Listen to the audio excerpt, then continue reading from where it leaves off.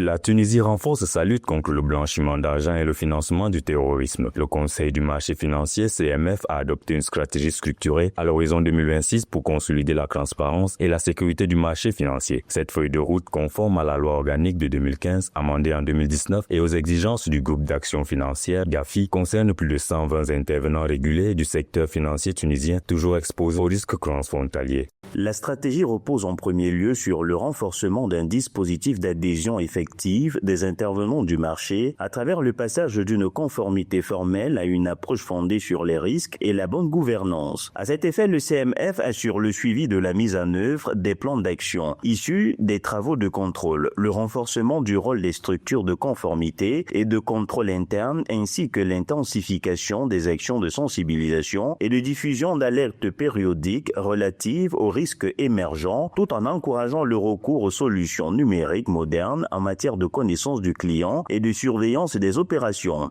L'année 2024 a été marquée en Tunisie par une montée en flèche des signalements de blanchiment d'argent. La Commission tunisienne des analyses financières, CETAF, a réceptionné 1226 déclarations de soupçons contre 10 880 en 2023. Cette situation témoigne d'une hausse de 43,9% des individus et entités suspectes touchant majoritairement le secteur financier. La stratégie 2024-2026 du CMF intensifie la supervision basée sur les risques. Elle prévoit plus de 60 missions de contrôle ciblées contre environ 30 précédemment, la publication d'au moins 5 guides sectoriels sur la détection des opérations suspectes et la formation spécialisée de plus de 500 professionnels du marché financier en lutte contre le blanchiment de capitaux et le financement du terrorisme.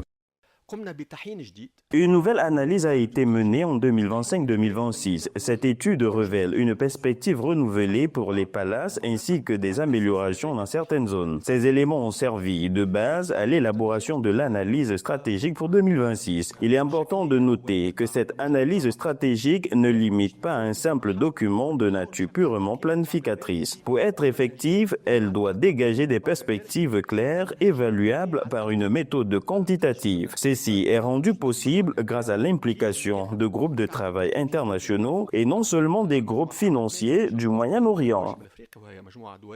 Cette stratégie vise à réduire les vulnérabilités du marché financier tunisien, assurer les investisseurs étrangers et positionner la Tunisie comme un acteur cible dans la lutte contre la criminalité financière conforme aux standards internationaux. Le Basel Anti-Money Laundering Index 2025, qui mesure la vulnérabilité des pays au blanchiment d'argent et aux crimes financiers connexes, classe la Tunisie au 4e rang en Afrique parmi les pays les moins vulnérables au blanchiment d'argent. Le pays d'Afrique du Nord occupe le 119e rang sur 177 pays au niveau mondial.